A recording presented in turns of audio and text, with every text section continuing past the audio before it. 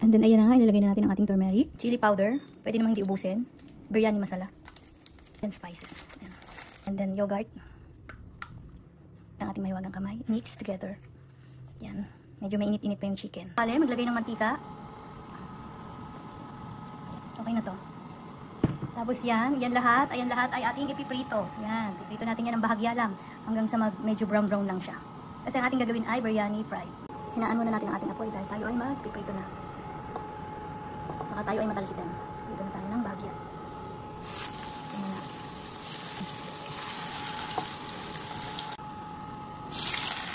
So ayan, habang nagpiprito tayo ng sibuyas, etong chicken ay hahanguin naman natin. Okay na yan ganyan.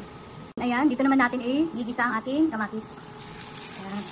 Habang nagpiprito tayo ng sibuyas.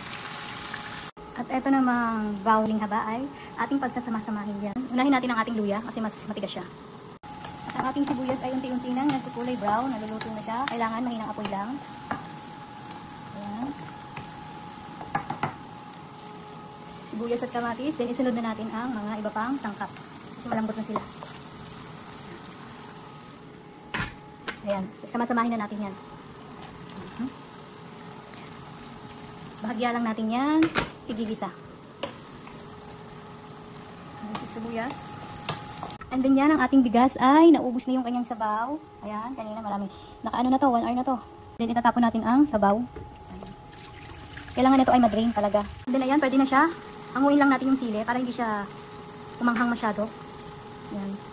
Kasi meron na siyang luya. And then mamaya lalagyan pa natin ng konting paminta. Yan. Okay na yan. Mahinang apoy lang. At si sibuyas. Ayan.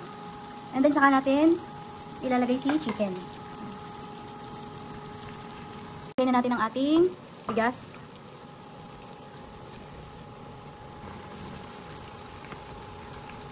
And then chicken ulit. Then lagyan na natin ng tubig.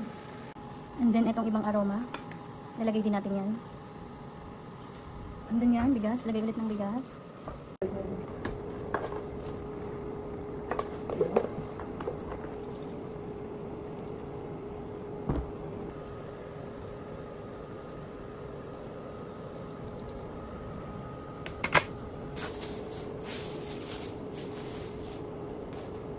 Ayan.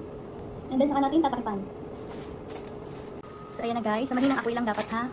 Ayan, nilagyan natin ng foil. Ayan. Mahinang apoy lang. After 20 minutes or 30 minutes, to check natin siya. So, ayan. After 30 minutes, maluluto na siya. Luto na siya actually, pero hindi pa masyado. At ilalagay na natin ang ating sibuyas. Ayan. Ganyan lang siya guys. Ayan. Natin. Para suminaw siya. Ayan. Nilipat natin siya ng pwesto kasi masyadong malakas yung apoy dito. So, ayan. Hina lang. Tatakipan na rin natin. Ayan. Sikyo lang natin. Ayan. Wait natin na another 20 minutes. Here we go. Luto na ang ating biryani. Ayan. Luto na siya. Ano natin? Pasingawin natin. 1 kilo yan guys.